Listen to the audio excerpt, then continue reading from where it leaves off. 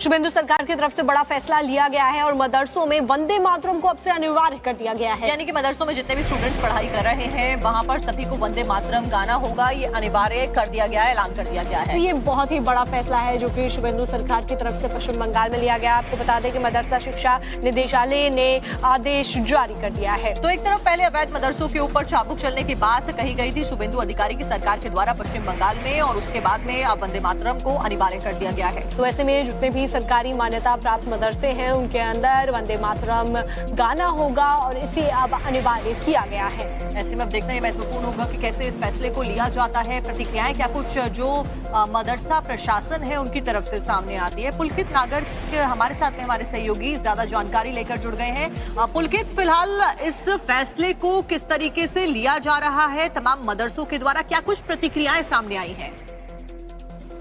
देखिए, मदरसों में क्योंकि पढ़ाई कराई जाती है तो मदरसा शिक्षा बोर्ड जो राज्य में है उसमें ये अनिवार्य कर दिया गया है कि अब वहां पर वंदे मातरम गाना होगा।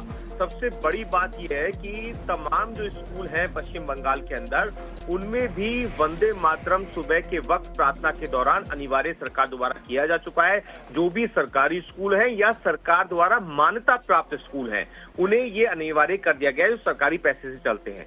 मदरसे भी जो है पश्चिम बंगाल में वो तमाम सरकारी फंड से चलते हैं। तो ऐसे में सरकार ने ये फैसला लिया है कि वंदे मातरम अब इन मदरसों में गाया जाएगा सुबह प्रार्थना के दौरान।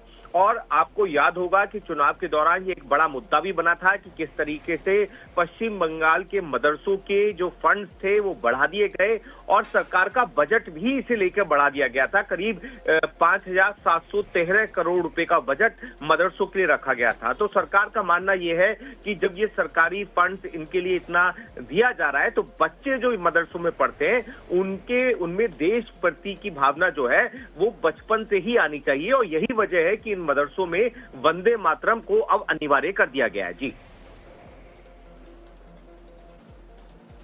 बिल्कुल पुलकित, और ऐसे में ये भी जानना चाहेंगे कि जिस तरीके से जो प्रतिक्रियाएं हैं वो बहुत सारी आ रही हैं और उसमें टीएमसी की तरफ से भी सियासत जरूर की जा रही होगी, और अभी भी हम देख रहे हैं जिस तरीके से वंदे मातरम को लेकर सियासत जारी है उस बीच ये बहुत बड़ा फैसला माना जा रहा है सरकार की तरफ से।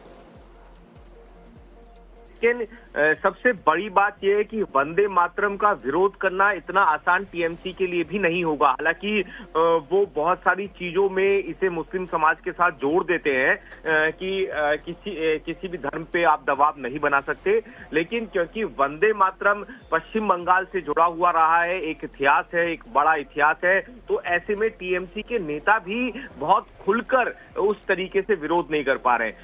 कुछ मुस्लिम नेता हैं जो विरोध कर रहे हैं और वो भी अपनी चीजों के साथ जोड़कर कर रहे हैं। जी बिल्कुल पुलकित, फिलहाल नजरें लगातार बनाए रखिएगा, क्या कुछ पूरी जानकारी सामने आती है, मदरसा प्रशासन की तरफ से क्या कुछ प्रतिक्रियाएं दी जाती है। फिलहाल जानकारी देने के लिए आपका बहुत बहुत शुक्रिया।